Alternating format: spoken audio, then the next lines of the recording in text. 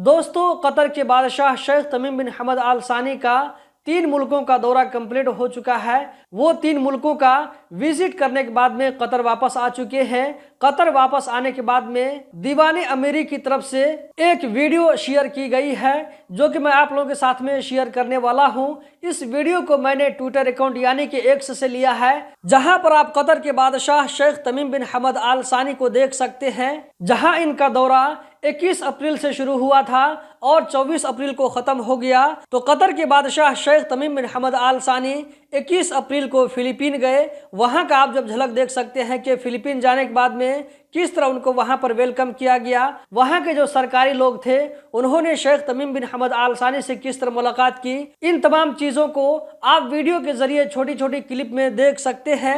एक वीडियो के शक्ल में दीवाने अमीरी की तरफ से ट्विटर अकाउंट के जरिए शेयर किया गया है। 21 अप्रैल को कतर के बादशाह शेख तमीम बिन हमद आल सानी फिलीपीन गए थे, जबकि 22 अप्रैल को उन्होंने ढाका का सफर किया। यहाँ पर आप देख सकते हैं कि ये जो है ढाका की वीडियो है। वहां पर कतर के बादशाह शेख तमीम बिन हमद आल सानी कतर एयरवेज के जरिए जब पहुंचते हैं तो वहां के जो सियासी लोग होते हैं, जो बड़े लोग होते हैं, उन्होंने किस तरह इनको वेलकम किया, ये सारी चीज आप वीडियो में देख सकते हैं। एयरपोर्ट से इनको किस तरह दूसरी जगह मुंतकिल किया गया। बांग्लादेश पहुंचने के बाद में वहां पर जो मीटिंग होती है, इन सारी चीजों की यहाँ पर झलक दिखाया गया है। दोस्तों, इसमें कोई वॉइस ओवर नहीं किया गया था इस वीडियो के अंदर में। उसके बाद यहाँ पर फाइनली मरहला आता है नेपाल आने का, जो कि 23 अप्रैल 2024 का डेट बनता है।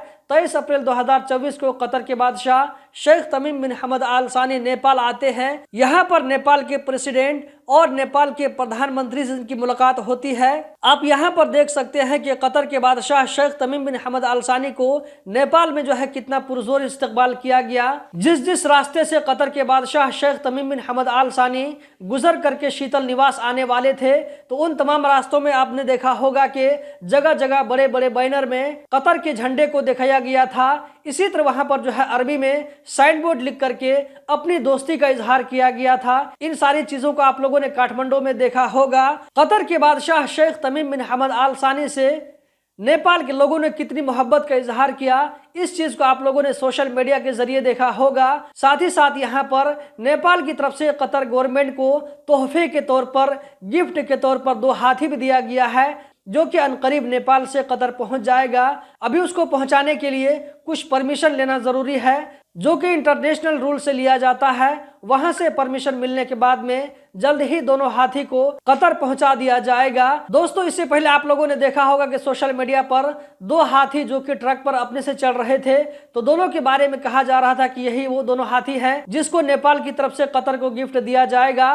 तो दोस्तों, इसके बारे में मैंने सच्चाई बताया था कि ये वीडियो सच है या ये कि फेक है। अगर आप लोगों ने नहीं देखा है तो जाकर के जरूर देखें। यहाँ पर मैं आप लोगों से रिक्वेस्ट करना चाहूंगा कि आप में से जिन भाइयों ने चैनल को सब्सक्राइब नहीं किया है, सब्सक्राइब जरूर करें, ताकि आप लोगों को कतर के बारे में रोजाना इसी तरह की वीडियो मिलती रहे। वीडियो को लाइक करके आगे जरूर शेयर करें। वीडियो देखने का बहुत बहुत शुक्रिया।